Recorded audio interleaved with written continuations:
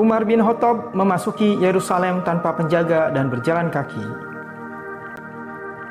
Yerusalem diperintah secara opresif oleh Kekaisaran Romawi selama 500 tahun, diikuti oleh Kekaisaran Bizantium.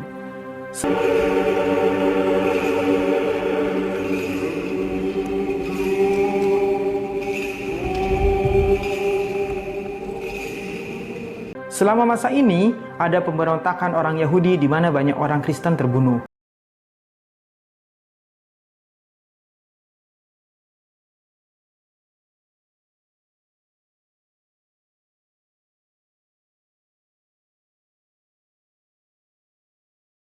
Dan orang-orang Yahudi dibantai dan dilarang masuk kota.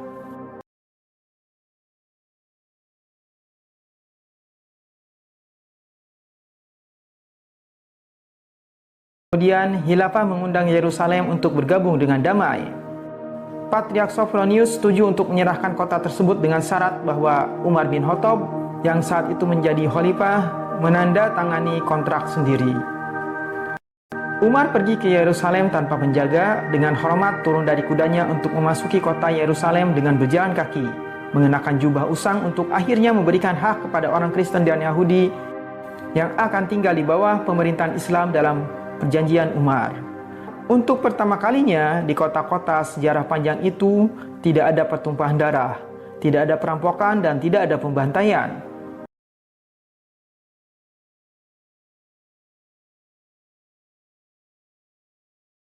Mereka yang ingin pergi diizinkan untuk memiliki semua harta milik mereka. Mereka yang ingin tinggal dijamin perlindungan atas kehidupan mereka, harta benda mereka, dan tempat ibadah mereka, hak atas kebebasan sipil dan agama. Selanjutnya, Umar mengundang orang-orang Yahudi yang dilarang oleh Bizantium kembali ke Yerusalem, bebas untuk menunaikan agama mereka dan memiliki tempat ibadah sendiri, menikmati hak-hak perlindungan bersama dengan orang lain. Hasilnya, mayoritas penduduk kota melihat keindahan cara hidup ini dan menerima Islam. Saat di Yerusalem, Umar disambut oleh Sophronius yang benar-benar merasa takjub dan kagum terhadap sosok pemimpin muslim satu ini. Salah seorang yang paling berkuasa di muka bumi kala itu hanya menyandang pakaian sederhana yang tidak jauh berbeda dengan pengawalnya. Umar kemudian diajak mengelilingi Yerusalem, termasuk mengunjungi gereja makam suci. Menurut keyakinan Kristen, Nabi Isa dimakamkan di gereja ini. Ketika waktu sholat tiba, Sophronius mempersilahkan Umar untuk sholat di gereja, namun Umar menolaknya. Umar khawatir seandainya ia sholat di gereja tersebut, nanti umat Islam akan mengubah gereja ini menjadi masjid dengan dalih Umar pernah sholat di situ, sehingga menjolimi hak umat Nasrani. Di sini tidak mau memberikan kunci Yerusalem kecuali kepada Umar langsung.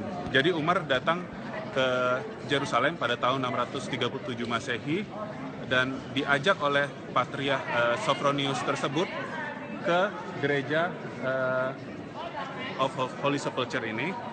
Dan ketika Umar berada di sini, tiba waktu sholat zuhur. Nah, ketika tiba sholat waktu zuhur tersebut, Umar ingin sholat. Ditawarkan oleh Sophronius untuk sholat di dalam gereja tersebut. Namun Umar menolak.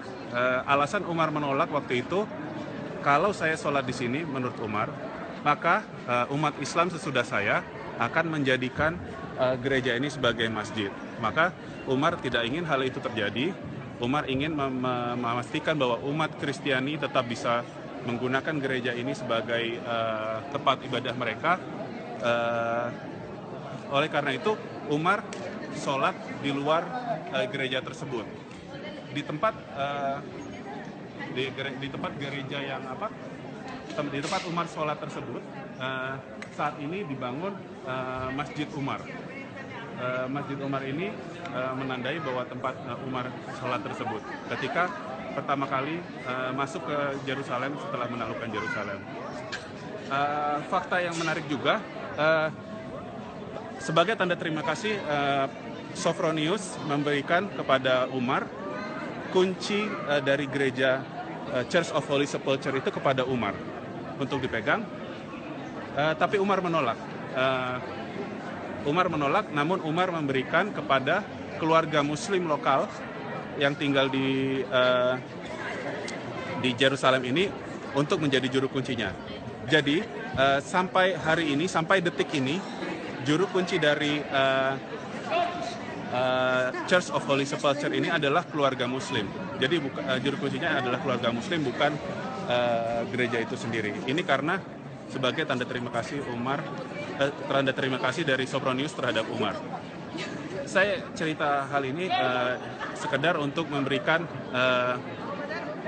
contoh dari toleransi yang diberikan oleh Umar bin Khattab terhadap warga Kristiani dan juga warga Yahudi. Karena sebelum Yerusalem jatuh ke tangan Muslim, Yerusalem dikuasai oleh Byzantine Empire, dan di bawah kekuasaan Byzantine Empire, orang Yahudi tidak bisa beribadah di dalam Yerusalem, bahkan mereka dibantai.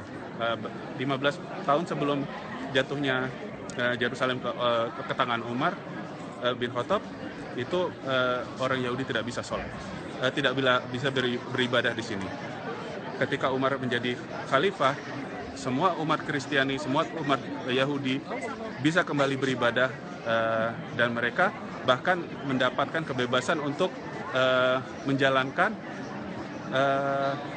hukum sesuai agamanya mereka. Jadi ketika orang Yahudi atau Kristiani melakukan kesalahan, itu mereka dihukumi sesuai dengan hukum agamanya masing-masing yang berlaku. Jadi kita bisa lihat dari sejarah bahwa pemimpin Islam yang dicontohkan oleh Umar bin Khattab sangat toleran, sangat memberi kesempatan kepada umat agama lain untuk melakukan ibadahnya masing-masing, tidak mencampuri aturan agamanya masing-masing, dan hal ini berlaku sampai jatuhnya Ottoman. Karena bahkan dalam mungkin sekitar 1300-1200 tahun Yerusalem di bawah kekuasaan Muslim, semua agama lain diberi kebebasan melakukan ibadahnya masing-masing tanpa masalah.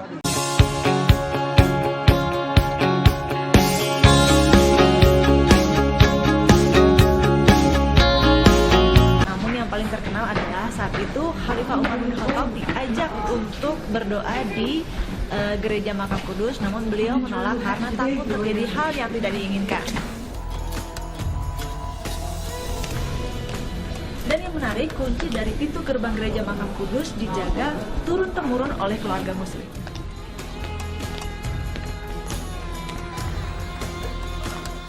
Teladan baik dari Khalifah Umar bin Khattab juga tercermin di dalam kompleks gereja Makam Kudus di sebelah Masjid Umar.